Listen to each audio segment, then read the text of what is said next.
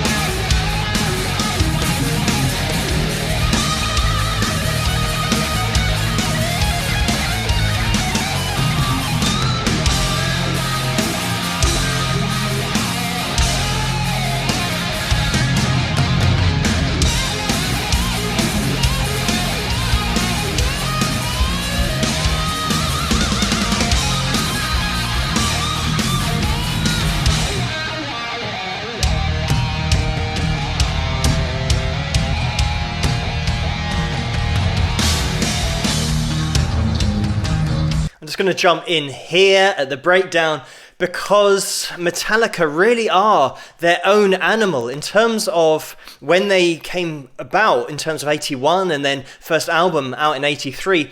They really were following that new wave of British heavy metal that I mentioned in a few videos a few nights ago, but of course not being British, but very much Iron Maiden, for example, were one of their heavy influences. But more interestingly, they also had influences names such as Rush and Queen and Motorhead as well in there, and this is why they were so unique, because they had so many progressive elements that they added to their sound, and especially in the 80s, where we had this heavier sound and a lot of glam and hard rock bands that were around at the time, where it was sometimes one-dimensional writing and sometimes one-dimensional playing as well. And Metallica absolutely threw that out the window and was so progressive, but also managed to keep elements of all of those different influences they had going on, and just melody throughout songs, but also you'd have progressive parts of tracks. And this is actually a great example because we go halftime here with the drums. We've got the intro riff that we can have in a really heavy state with all that overdrive, but then also it changes straight up to clean. And this is a great example here where we're bringing down the dynamics of the track now, because on paper, this song is just a riff and there's a little bit of a variation to it in the chorus, but it is just one riff being played through the whole time. And the critical part in the writing process for this track was when Lars Ulrich, the drummer, said to Kirk that this riff needed to be repeated 3 times rather than twice, and they also stuck in that little turnaround in the 4th bar so that you've got 3 questions in this riff and then they're being answered in that 4th bar, in that 4th repeat. So it just absolutely now gives it a fully finished riff that you can listen to over and over and over again, because it's a question and it's a response. And it's so melodic as well, especially that last bar where we're going now to more chord shapes. When I listen to these guys play, it really is multi-dimensional metal in terms of all of those influences that are coming together, and they're not following a recipe, they're not following some other band's way of doing it.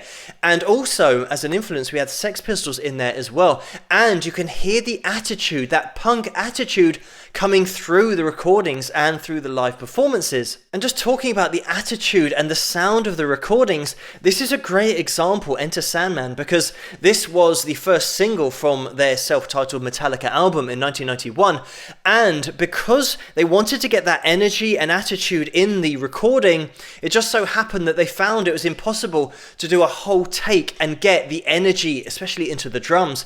So Lars actually did almost 50 takes on the drums, and they cut together loads of different takes so that the energy was the same the whole way through. And talking about their live sound, somehow they managed to replicate the sound of the album live, which is so impressive, especially when you consider that for this track, for example, James Hetfield, the guy we can see in the shot, laid down 3 guitars all playing the same rhythm part because he wanted that wall of guitars, that wall of sound on the album. So you can imagine that if you're now trying to play or give the sound or the effect of 3 guitars live, it might just drop out and sound a little bit weak compared to the recording, but Metallica always seem to get that great live sound, really full sound. And when you consider how much is on the album, it's really impressive that they can do that. And also, of course, we've got James's vocals that are always so spot on, but because of the nature of his vocal ability and the way that his voice sounds, in terms of having that grit on there, it means that it really does fill in so much of that sound, just his voice, because he's got such a unique voice and such a strong voice. And just a final word on this track when they were recording it, because it took them 10 days to mix this track together because it was going to be the first release of the album. So they wanted to use that as a blueprint for the rest of the album in terms of getting that same sound. But let's get back into it.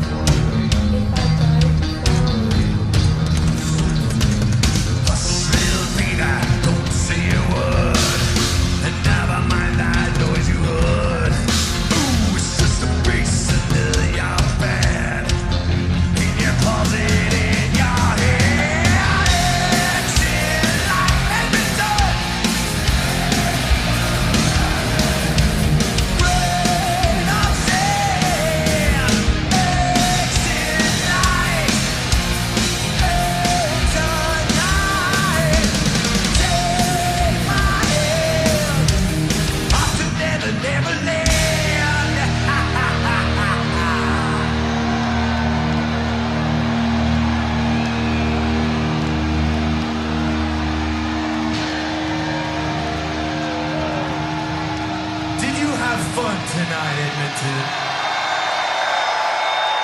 We definitely did too. Right, I'm just going to jump in here because it's even more impressive when you factor in this is the 21st track of the set. So sometimes when you've got a lead singer, I mean, James is pretty much in a class of his own in terms of having that unique vocal, but also the fact that he just doesn't age. And just, I think the whole band, their sound is as it was back in 81 or 82 or 83. It's just amazing that the sound has stayed so consistent throughout the years, because so many bands have to make those concessions with their sound as they get older, but James and the guys just absolutely on it. And like I said, this is the last track of such a long set. Look, it's 2 hours and 25 minutes long that they've been absolutely going for it, and that level is just still absolutely up there. And I just want to talk about James Hetfield for a second, because he is absolutely essential to the Metallica sound, not only because of his voice, but because of his rhythm work. And I always say that it doubles the difficulty singing and playing, and that you can up it a notch once you start adding in riffs and lead lines. And James is one of those guys that can throw it all in seamlessly and still give you a seamless vocal at the same time. And when you start considering and breaking down what he's doing on the guitar while singing, it is so impressive, and he's just so consistent all the time. When we do throw it then over to lead guitar, of course, he can play lead as well, but for those lead sections, then Kirk Hammett will come in. And again, this isn't going to be an analysis of just Kirk, because I haven't got time to go through all of that in this video. But what I will say about Kirk's playing is that he's got his own sound, and that is the hardest thing to get as a player. And he's very much in that class of 80s guitarists with hammer-ons, pull-offs, all of the alternate picking techniques, sweep picking in certain sections as well, economy picking, but having that consistency and that consistent sound within the band. He always gave a solo and gives a solo that suits a particular track when they're writing it, they're composing it. And then live, you will find that he will sometimes just throw something totally different out there. But Kirk, certainly, you can't say, is one of those guys that just fades into the background when he's playing lead guitar. He really does lay it all on the line. And while I'm talking about Kirk having his own sound and his own playing style, let's not underestimate the importance of the appreciation of melody as well. Because as a guitar player, you've got to have the ability to write a great riff as well, to be able to compose. And Kirk certainly has that, considering that this whole song is just based on one of his riffs that they just tweaked a little bit. But having that initial ear for melody, sometimes you can get great guitarists and great technically gifted guitarists that just can't write memorable riffs, let alone a riff that you can base a whole song around. But a classic Metallica performance here. They just absolutely deliver time after time live, and they bring that massive sound of the albums to the stage. And when you consider that this is over 35 years after they started, so really impressive stuff. Of course, I know that there have been personnel changes in the band, and of course Cliff Burton, after he unfortunately passed away in 86. But they've maintained that level of performance, that level of writing, and just a great band to go and see live, because they put on a great show, get the crowd involved, but absolutely give such great performances of already great songs. But thank you so much for suggesting this video for me to take a look at, and keep those suggestions coming in the comments below. Let me know what you guys think, and if you like this video, please give it a thumbs up and subscribe, and I'll see you guys at the next one.